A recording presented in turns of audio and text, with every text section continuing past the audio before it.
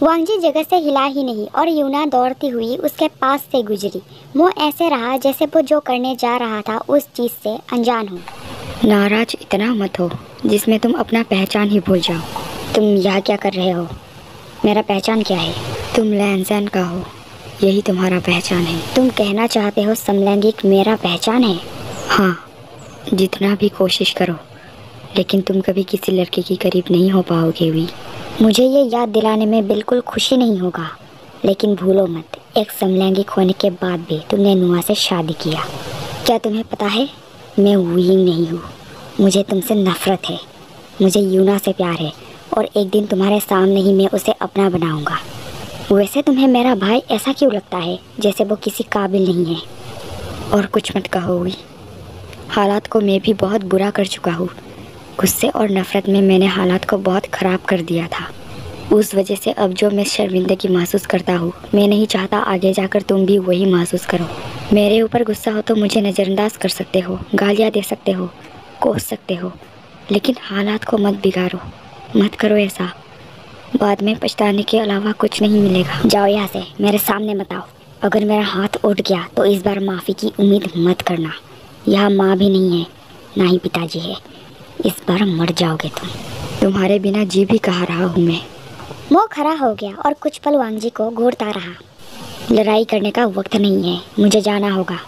अचानक से श्रेयांग को याद करने लगा हूँ। बहाना अच्छा है वी नहीं, मोशन नाम है मेरा।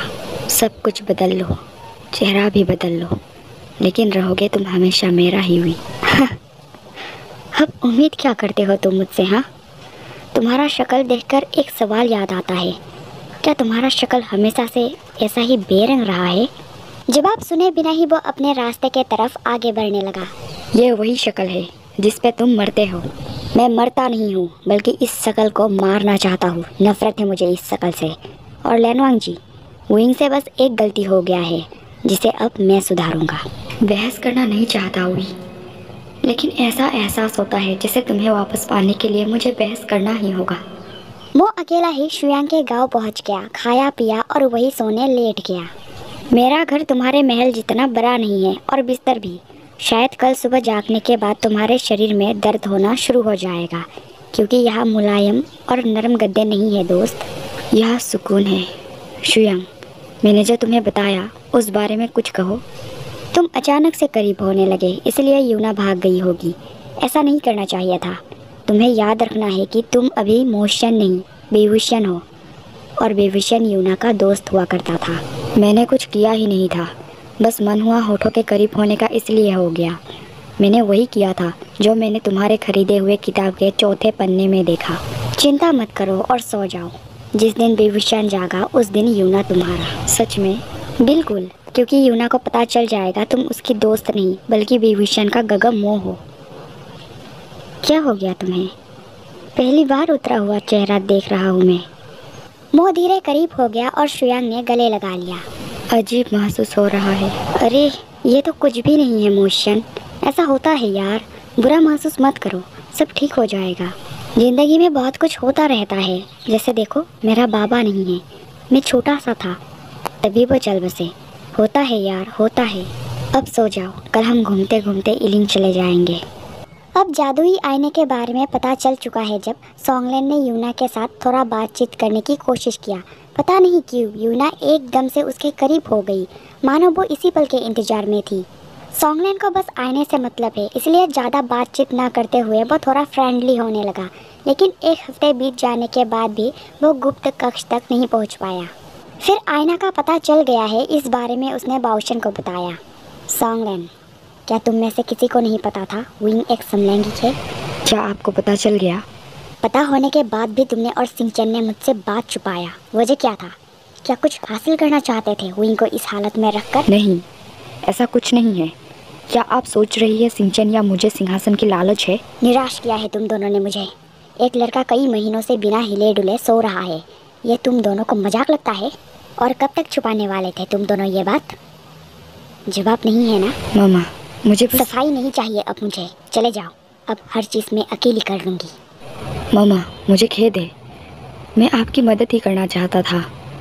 खेद है मामा, माफ़ कर दीजिए। मुझे समझने में वक्त लगा। वो विंग के पास मौजूद समलैंगिक किताब जो मैंने लिखा है, विंग के अंदर मौजूद तीसरा नीली ऊर्जा। किसी लड़की के पास इतना ऊर्जा नहीं हो सकता कि वो विंग को दे। इन दो चीज़ से मुझे यही समझ आया कि विंग एक समलैंगिक है। यकीन नहीं था, लेकिन अब हो गया है। उस लड़के के बारे में बताओ मुझे, कौन है वो? लैन वांगजी। लैन कबीले का दूसरा राजकुमार? लेकिन उसका तो पत्नी है ना? हाँ, जो भी विंग के साथ हुआ वजह वही है। जब विंग के साथ उसका रिश्ता था तब वो शादीशुदा नहीं था। अगर वो समलैंगिक है तो स्त्री से शादी क्यों किया? शायद वो विंग के साथ खेल रहा था। आगे क्या करना है ये पता है ना तुम्हें? जी। वांगजी को लेकर अब बाओशन के पास पहुंचना है, यही सॉन्गलैन का काम है।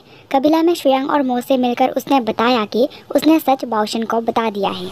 ठीक है, तुम अपना काम करो, हम अब सिर्फ घूमेंगे, है ना शुयांग? हाँ, बहुत दिन हो गए हमने शराब नहीं पिया। पीना भी नहीं चाहिए, शराब अच्छा चीज़ नहीं है। चुप करो, तुम्हें कुछ नहीं पता शराब के बारे में। तुम विभूषण से बिल्कुल अलग हो। सॉन्गलैन को लगा था मो थोड़ा पागलपंती दिखाएगा, गुस्सा करेगा, लेकिन ऐसा कुछ नहीं हुआ। उसने तय किया वो कल सुबह काम लौटेगा और वहीं से वांगजी को साथ लेकर वापस कबीला लौट आएगा। अगले दिन जब वो काम के लिए पहुंचा, वांगजी नहीं था। उसे लगा शायद वांगजी कबीला गया होगा, लौट आएगा। लेकिन 2 दिन बीत जाने के बाद भी वांगजी नहीं पहुंचा, जबकि एक दिन पहले ही वांगजी को काम में पहुंच जाना चाहिए था। जब फिर एक बार कबीला लौटा, उसे पता चला 2 दिन से मो भी कबीला में नहीं है और ना ही कुछ पता चल रहा है। शुयांग यही है लेकिन मो नहीं है। उसने शुयांग से बात किया। मो कहाँ है? क्या तुम्हें सच में नहीं पता? अरे सच में नहीं पता। अगर पता होता तो यह मैं अभी तक क्या करता रहता, चला जाता ना उसके पास।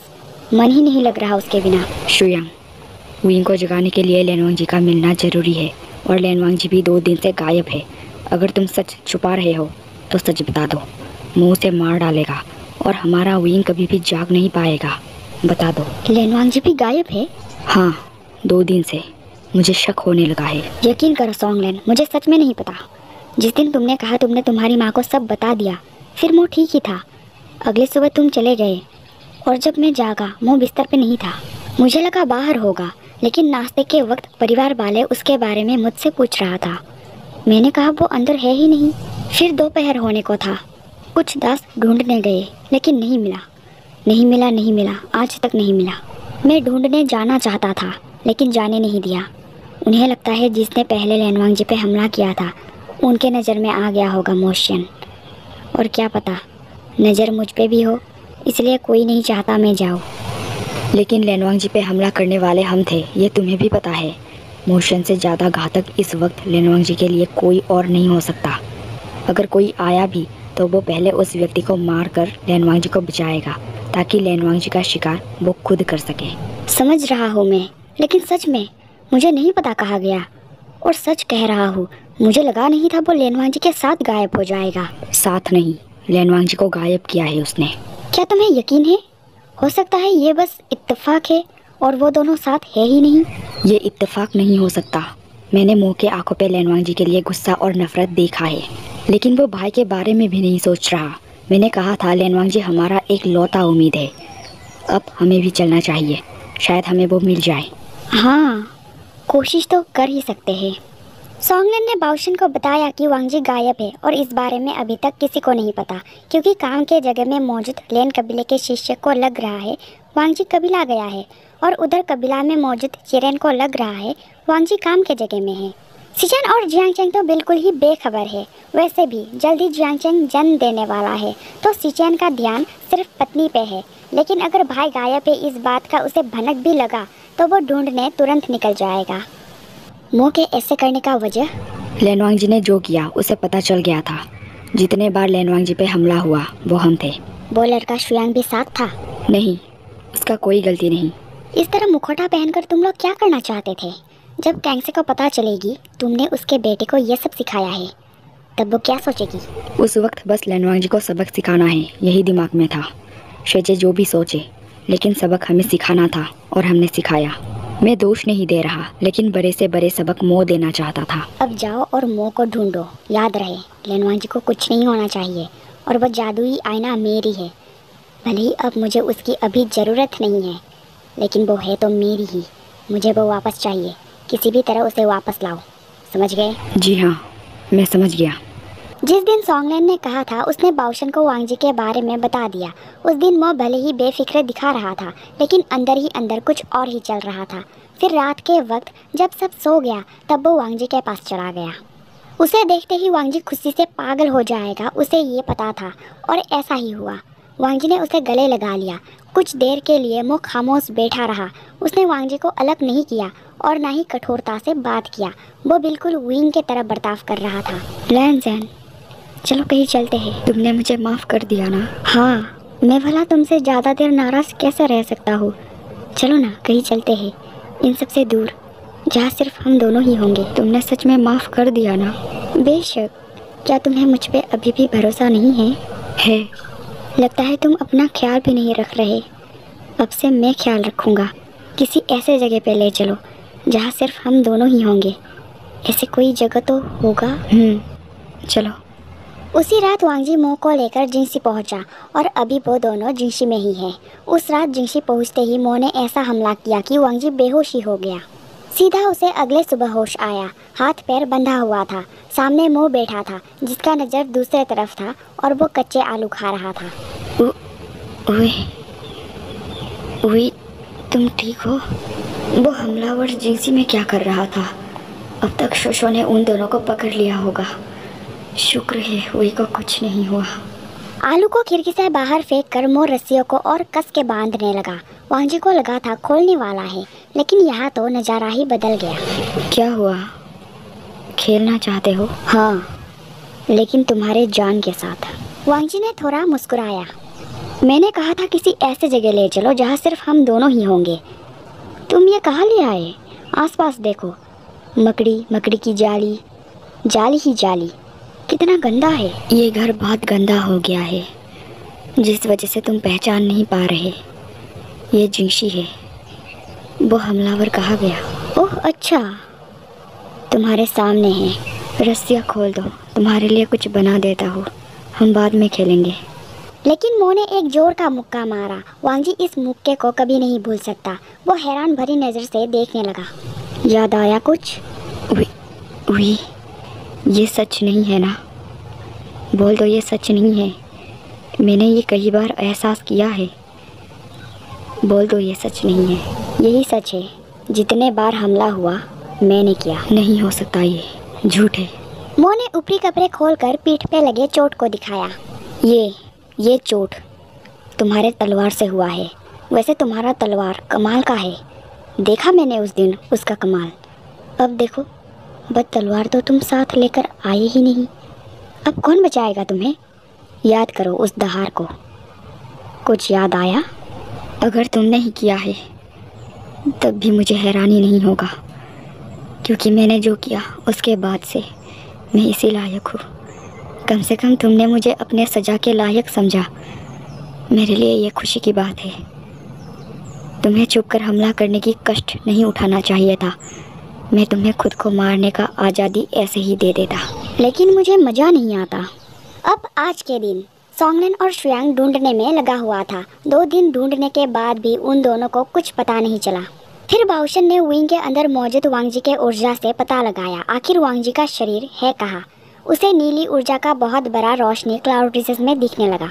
ऊर्जा क्लाउड रिसेस में ही दिख रहा है। तो क्या लैनवांग जी सच में कबीला गया हुआ है? नहीं, बात कुछ और है। फिर बातों बातों से बाओशन को जिंगसी का पता चल ही गया। तुरंत सोंगलेन और शुयांग जिंगसी के लिए निकल गया। इन दिनों में मो ने वांग जी का हाल ऐसा बना दिया है जिसका उम्मीद किसी ने नहीं किया।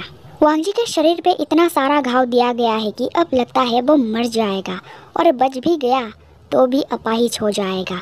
उसके शरीर में मौजूद हाथ पैर अब किसी काम का नहीं। वांग जी के शरीर पे एक भी ऐसा छोटा सा हिस्सा नहीं रहा जहाँ घाव नहीं दिया गया हो। वो बार बार बेहोश हो जाता है, और जब भी होश आता है उसे ऐसा लगता है जैसे उसके पास मौजूद विंग पूरी तरह पागल हो चुका है, और ये दयालु विंग नहीं बल्कि एक खतरनाक कातिल है। वांग जी भी विंग को वापस पाने के लिए पागल हो चुका है। जितना भी मारा गया उन पलों में उसने दर्द के आवाज़ निकालने के बजाय सिर्फ मुस्कुराया। बीते रात से ही वांग जी बेहोश है, इसलिए मो ने एक बाल्टी पानी डालकर होश में लाया। आंखें खोलो, खेल अभी बाकी है। आज तुम्हारा आखिरी दिन है। आखिरी बार मैं तुम्हें बताना चाहता हूँ, मैं विंग नहीं हूँ। ये मैं इसीलिए बता रहा हूँ ताकि तुम मेरे भाई से नफरत ना करो, मुझसे करो। तुमने मेरे भाई के साथ जो किया उसके लिए तुम्हारा सज़ा यही है। मेरे भाई को जगाने के लिए हमें तुम्हारा ज़रूरत नहीं है। मैं उसे खुद जगा लूँगा और तब उसके सामने तुम्हारा ये मनहूस चेहरा कभी नहीं होगा। वो कह तो रहा था लेकिन वांग जी को एक भी शब्द समझ नहीं आया। वो वापस से बेहोश हो रहा था। फिर मौके मारने से पहले ही सॉन्गलेन और शुयांग वहाँ पहुँच गया। ओह, आ गए। लेकिन अफसोस, देर हो चुका है। अब जाओ और याद रखना, इस बारे में किसी को पता नहीं चलना चाहिए। पागल हो गए हो तुम? ये आखिरी उम्मीद है मो। शो अभी मैं जिंदा हूँ और मेरे होते मेरे भाई को इसका ज़रूरत नहीं है। उसके हाथ में मौजूद शुबियान को शुयांग लेने की कोशिश करने लगा। मोशन, हालात को समझो। सॉन्गलेन ने वांग जी का जांच किया। शुयांग, सांसें चल रहा है। यहाँ से बाहर निकलने का रास्ता ढूंढना होगा। हम मुख्य प्रवेश द्वार से नहीं जा सकते क्योंकि वहाँ पहरेदार है। किसी के नज़र में आए बिना हमें निकलना होगा। अगर इस कोशिश में तुम दोनों भी मेरे हाथों मारे गए तो मुझे दोष मत देना।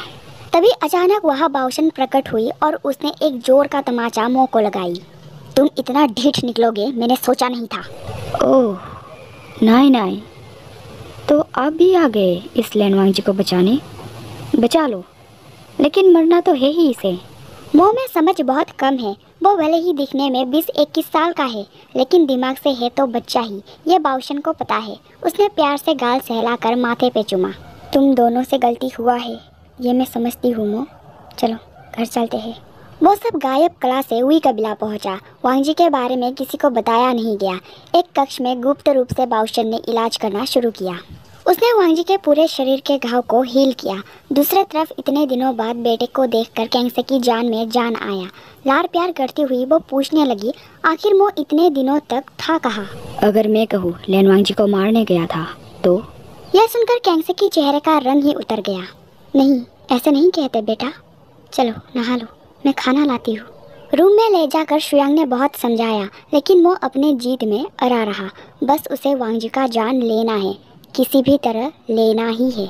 तुम लोगों को ऐसा क्यों लगता है जैसे लेनवांग जी के बिना मेरा भाई मर जाएगा? तुम सबको उस कमीने की ज़रूरत हो सकता है लेकिन मुझे और मेरे भाई को नहीं। उसे तो मैं मार कर रहूँगा। कोई नहीं रोक सकता मुझे। वो मरेगा, ज़रूर मरेगा। मेरे भाई को उसने सुलाया, अब मैं जगाऊंगा और उसे हमेशा के लिए सुला दूंगा। कह दो ये झूठ है मोह। नज़र घुमाया तो देखा दरवाजे के पास खाना लेकर माँ खड़ी है। विंग ने जीने की उम्मीद छोड़ा, वजह है लेनवांग जी। जाओ और प्यार करो उससे। कुछ ही दिनों में वो मरने वाला है, फिर आप उससे प्यार नहीं कर पाओगे माँ। झूठ है ये, वजह वो नहीं हो सकता। तुम ना समझ बन रहे हो मोह। वजह वही है, सच नहीं बदलने वाला। क्या आपको पता है हमारा विंग समलैंगिक है। लेनवांग जी ने उसे शारीरिक रूप से इस्तेमाल किया। चुप हो जाओ, ऐसी बातें माँ के सामने नहीं कहते। क्यों ना कहूँ, उनको उस कमीने से बहुत प्यार है। पता तो चले आखिर वो है कौन जिसके वजह से विंग को खो दिया। माँ, सच जानना है ना? विंग लेनवांग जी से प्यार करता था।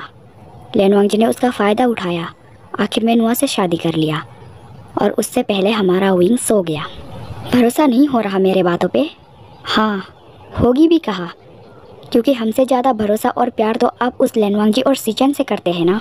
जाओ और देखो आपके उस कमीने बेटे का मैंने क्या हाल किया। जाओ देखो, नाई उसका किसी एक कक्ष में इलाज कर रही होगी।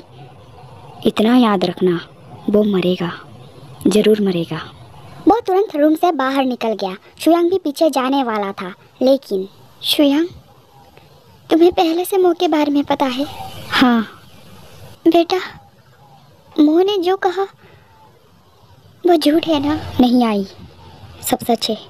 वो लेनवांग जी को मारने गया था। लेनवांग जी बहुत जख्मी है। मुझे नहीं पता आप लेनवांग जी से कितना प्यार करते हैं, लेकिन बेबूशान के साथ जो हुआ उसका वजह लेनवांग जी ही है। ये सच कभी नहीं बदलेगा। अगर आपको हम पे भरोसा नहीं है तो आप खुद लेनवांग जी से पूछ लीजिए। कैंगसी को ऐसा महसूस हुआ जैसे अचानक उसके सीने पे नुकीली और धार खंजर घोंप दिया गया हो। उसने खाना रख दी। शुयांग, ये खाना कृपया मुँह को खाने कह देना बेटा, जल्दी कहना वरना ठंड हो जाएगा। हाँ, मैं कह दूंगा आई। ढूंढती हुई कैंगसे उस दरवाजे के पास पहुंची जिस रूम में वांग जी का इलाज चल रहा है। उसने दरवाज़ा खोला। नज़र के सामने वांग जी का जख्मी शरीर पड़ा हुआ है, जिसका इलाज बाउशन कर रही है। कैंसे धीरे धीरे अंदर जाने लगी। नज़र तो वांग जी से हटा ही नहीं। बाउशन ने एक झलक नज़र बेटी पे किया, फिर अपने काम पे। हैरान मत होना, ये मोह ने किया है। डरने की बात नहीं है, मैं सारा जख्म भर दूंगी। हमारा मोह अभी भी बच्चा है, उसमें समझ की कमी है, तो डांट मत लगाना। बच्चे से गलती हो गया। बहुत सारे जख्म भर चुकी हूँ, इतना बचा है। कैंसे देख रही है कि वांग जी के शरीर में अभी भी इतना सारा जख्म है और उसकी माँ ने कही बहुत सारे भर चुकी है, यानी कितना सारा जख्म दिया होगा मोह ने। वो जाकर वांग जी के बालों को सहलाती हुई चेहरे पे देखने लगी। आपको सच पता है? हाँ, कुछ दिन पहले ही पता चला और मैंने ये जांच भी कर लिया है। विंग के अंदर मौजूद ऊर्जा इसी का है। बात इतना आगे बढ़ चुका था और तुम में से किसी को कभी कुछ पता नहीं चला, और जिसे पता था उन लोगों ने नहीं बताया। मो को समझाओ, वो बच्चा बदला लेने के चक्कर में पड़ गया है। किसे पता था? सोंगलैन और सिंचैन को। यकीन नहीं हो रहा, हमारे बच्चों ने। माँ की बातों पे भी यकीन नहीं हो रहा तुम्हें? लेनवांग जी और विंग के बीच शारीरिक संबंध था, यही सच है। विंग समलैंगिक है, और बात रही इस बच्चे का, तो मुझे नहीं पता ये समलैंगिक है या नहीं। अगर है तो विंग को क्यों छोड़ा होगा, और अगर नहीं है तो प्यार का खेल क्यों खेला? खैर, अब मुझे सवाल का जवाब ढूंढने में अपना वक्त बर्बाद नहीं करने पड़ेंगे। ये बच्चा अब विंग को जगा सकता है। हमारा विंग अब फिर से जीने लगेगा, और मैं कहूँगी जब वो जागेगा तब उसे सिर्फ लेनवांग जी से ही नहीं, किसी भी लड़के के प्यार में पड़ने से दूर ही रखना। कैंसे खामोशी से अपने रूम में चली गई। वांग जी और विंग के बीच शारीरिक संबंध था, उसे यकीन नहीं हो रहा। विंग के साथ जो हुआ उसका असली वजह वांग जी है, उसने कभी नहीं सोचा था। असली वजह जो निकलकर उसके सामने आया है, इसने उसे अंदर से तोड़ दिया है। उसने खुद को रूम में बंद कर लिया और बैठकर हालात के बारे में सोचती रही। आंखों से आंसू बह रहे थे। अभी भी यकीन कर पाना मुश्किल है।